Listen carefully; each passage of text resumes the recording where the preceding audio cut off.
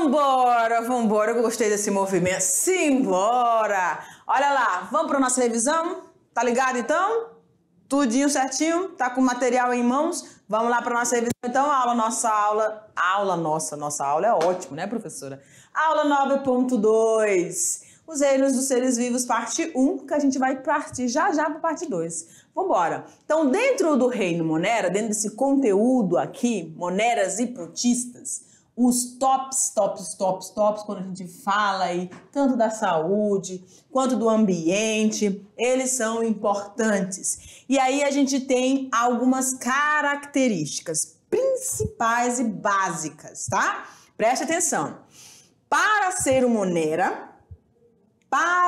Monera, obrigatoriamente essa característica precisa estar presente. Ele precisa ser um organismo procarionte. O que é um organismo procarionte, prof? Desprovido de célula, desprovido de núcleo, tá? Não tem núcleo, não tem envoltório separando o material genético DNA do citoplasma. Tá ali numa região que a gente chama de nucleoide, tá? E ele precisa ser também unicelular. A gente não vai ter moneras pluricelulares. Professor, e quem são mesmo? Nós temos as bactérias, as cianobactérias e as arqueobactérias, tá? Tudo bem? Então, nós temos esses três grupos aí que entram, se encaixam perfeitamente. São procariontes, são unicelulares, tudo bem. E aí, a gente tem o reino protista. Dentro do reino protista, eu só vou ter organismo com células do tipo eucariota, portanto, vão ser organismos chamados de eucariontes, certo? E aí, aqui nós vamos ter organismos uni- e pluricelulares. E aí, eu vou lembrar uma coisinha aqui também, ó. Tá? Mas eu acho que lá no outro slide a gente vai mostrar isso aí. Então, esses organismos unipluricelulares, por quê? Você só pode visualizar um organismo unicelular com microscopia. Pluricelular, como tem várias células, vai ser visível a olho nu, como a gente tem as algas pardas, né?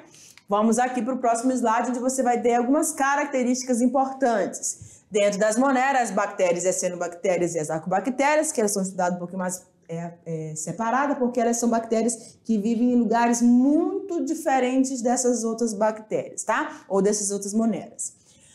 Aí você vai ter, num processo de reprodução, que faz parte do desenvolvimento desses organismos, o tipo de reprodução assexuada, ou seja, não há produção de gametas, tá? Uma bactéria ou uma cianobactéria vai chegar no momento de reprodução e vai se duplicar. Duplica o material genético e divide o citoplasma dela e forma duas bactérias. Esse processo é chamado de cisciparidade ou também chamado de bipartição, tá? Bipartição, ok. E nós temos organismos heterotróficos e autotróficos. É, professora? Sim. Autotróficos são as cianobactérias e heterotróficos são as arqueo e as bactérias, tá? Dentro dos protistas nós vamos encontrar protozoários e as algas protistas que podem ser uni ou pluri, né? Foi como a gente viu. Ok? Com reprodução também assexuada e sexuada também, tá? Nós vamos ter protistas com troca de informações de gametas ali. E vamos ter organismos autotróficos, tá? No caso das algas, e organismos heterotróficos, no caso dos protozoários. Existem os de vida livre e existem aqueles que vão causar doenças e tem funções e as suas ações no ambiente, para a economia, para indústrias aí são inúmeras. Tudo bem? Então a gente vai aguardar agora o nosso momento de atividades, resolução das atividades propostas para essa aula. Já já eu te aguardo, tá bom? Vamos lá!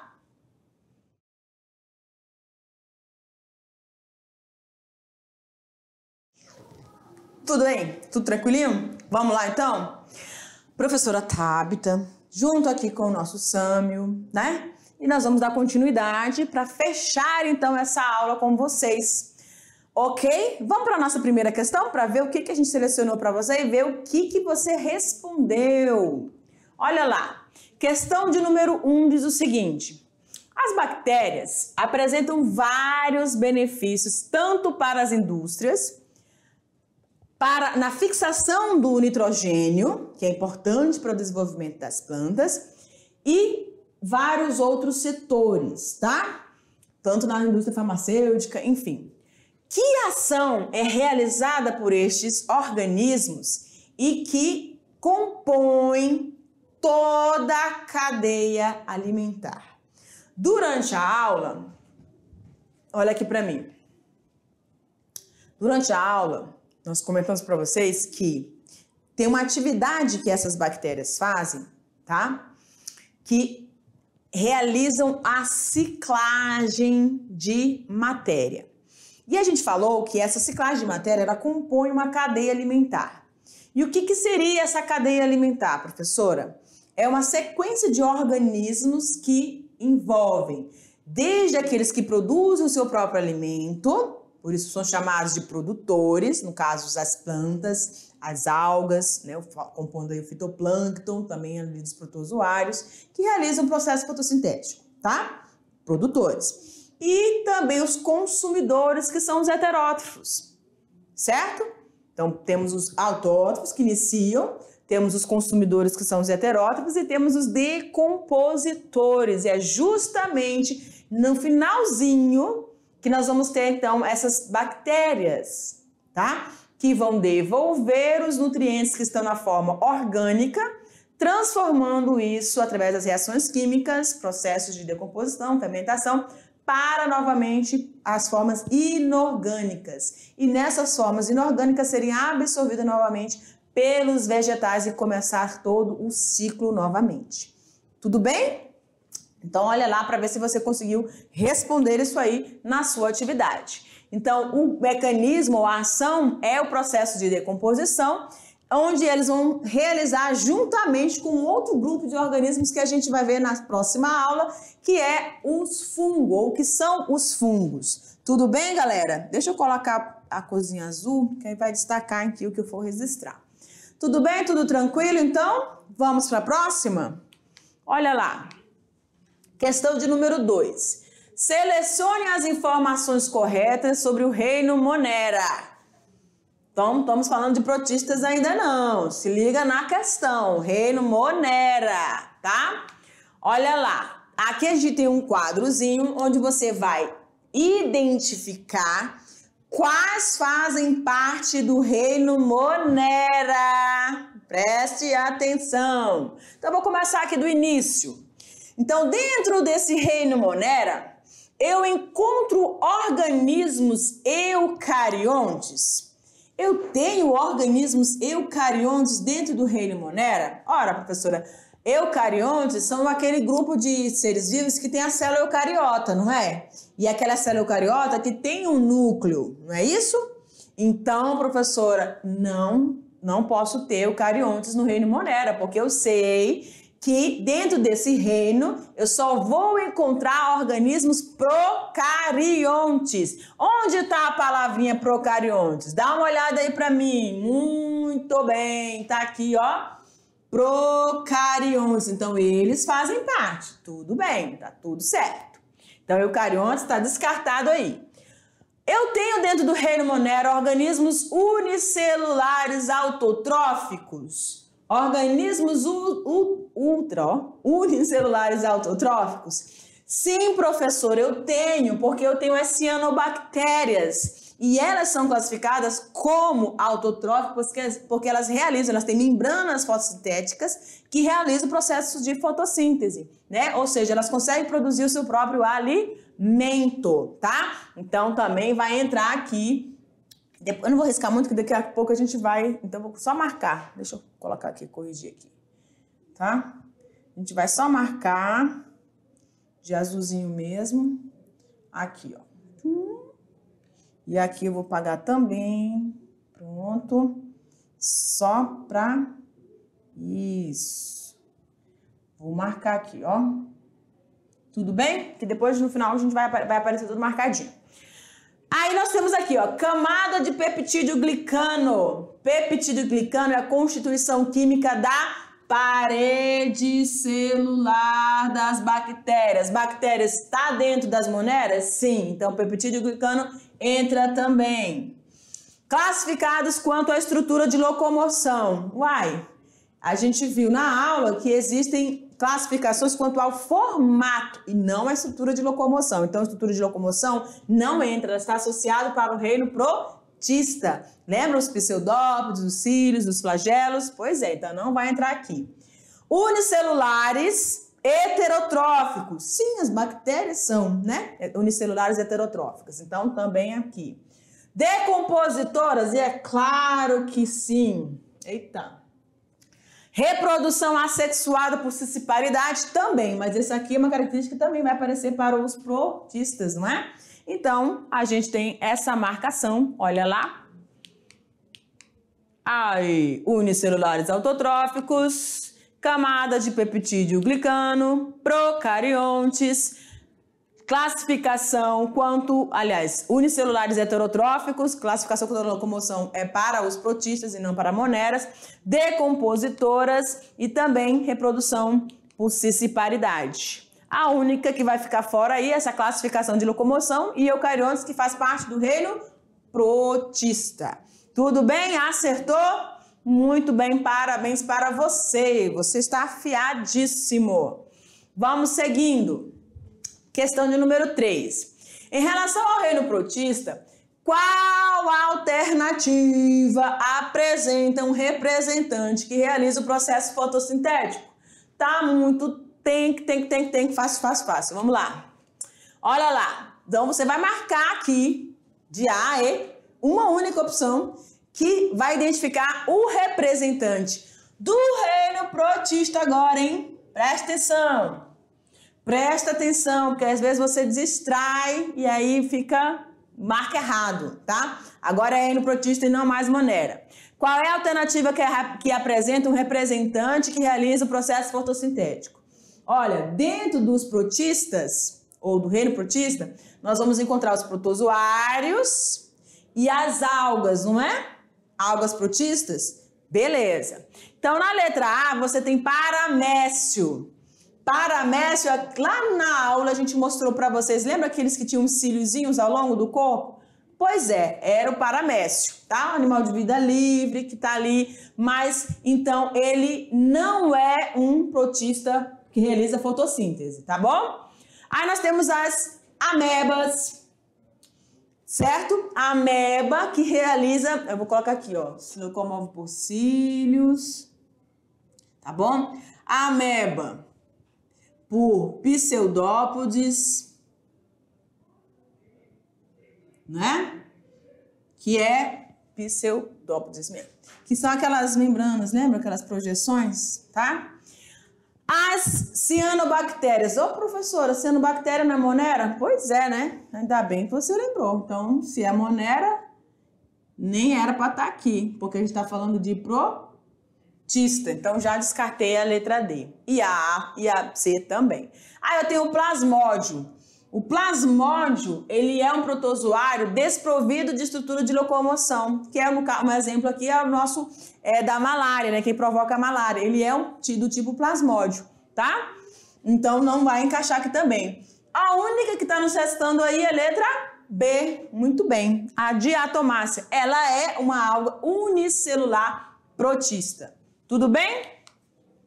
Vamos seguindo, então. Opa, deixa eu mostrar lá para vocês. Tá ali, ó, letra B, marcadinha, tudo tranquilo, né? Certinho? Aí deixa eu colocar aqui, ó, sem estrutura de locomoção, tá? Perfeito. Vamos para a próxima. A questão 4, letra 4. Questão 4. O termo fitoplâncton refere-se a quê? Quando eu falo de fitoplâncton, tá no ambiente terrestre? Tá no ambiente aquático? Isso mesmo, eu ouvi você lá do fundão. Muito bem, não tenha medo de dizer não. É lá no ambiente aquático, professora. Muito bem. O fitoplâncton vai estar lá no fundo desse ambiente hídrico ou vai estar no meio ou vai estar na parte mais superior? Deixa eu ouvir. Não deixa ele falar. Muito bem, muito bem. Tá lá na parte superior, porque representam os organismos que ficam ali, ó, circulando, acompanhando o movimento, o fluxo de água, da corrente de água, tá? Eles são tão pequenininhos que qualquer coisa pode movimentá-los e deslocá-los, certo? Então isso faz parte do fitoplâncton. E esse fitoplâncton é o responsável por realizar ou iniciar, dar energia à cadeia alimentar. Então, seria um organismo produtor, tá bom? É uma outra situação também. E aí tá pedindo aqui, ó, diga a sua importância para as formas de vida. Ora, se eu tô falando que é um organismo que consegue produzir energias, que é um produtor dentro da minha cadeia alimentar, isso quer dizer que ele consegue realizar processo fotossintético. Se consegue realizar o processo fotossintético, tem clorofila. Tem clorofila, realiza fotossíntese, libera oxigênio para o ambiente. Então, tá aí a importância, tá? Então, você tem esse fitoplâncton, são esses organismos microscópicos na parte superior, então, da corrente de água, da coluna de água, facilmente conduzido, transportado pela corrente, e que fazem fotossíntese. Aí tá aí a importância delas, tá? Para as formas de vida do planeta. Liberação de oxigênio, que vai fazer parte para todos os organismos aeróbios. Se for anaeróbio, não vai fazer diferença, porque o anaeróbio não gosta de oxigênio, tá bom? Vamos lá, então, olha aí como é que ficou a nossa resposta. O fitoplâncton é um organismo que realiza fotossíntese e vive em suspensão nessa água, né? Tanto nos rios, quanto nos lagos, nos oceanos. A sua importância está na produção de 90% do oxigênio do planeta, tá? Tudo bem? Tranquilinho? Vamos para a nossa última questão. Os seres vivos são classificados segundo o sistema de Whittaker em 5 reinos. Você lembra quais são os reinos? Lembra quais são os reinos? Vamos lá, do mais simples até o mais evoluído, vamos dizer assim. Aí você tem o reino Monera, o reino Protista, o reino Fungi. Muito bem. O reino, esse aqui é um G, tá, gente? Ficou coisa de, mas é um G. O reino Plantae e o reino Animalia. Tudo bem? Então, nós temos aí os 5 reinos. O reino protista, tá? Tá aqui. O reino protista, atualmente chamado de protoctista, caracteriza-se pelo quê? Então, já que você já anotou quais são esses reinos, Monera, Protista, Fungi, Plantae e Animalia, e eu vou apagar, tá bom?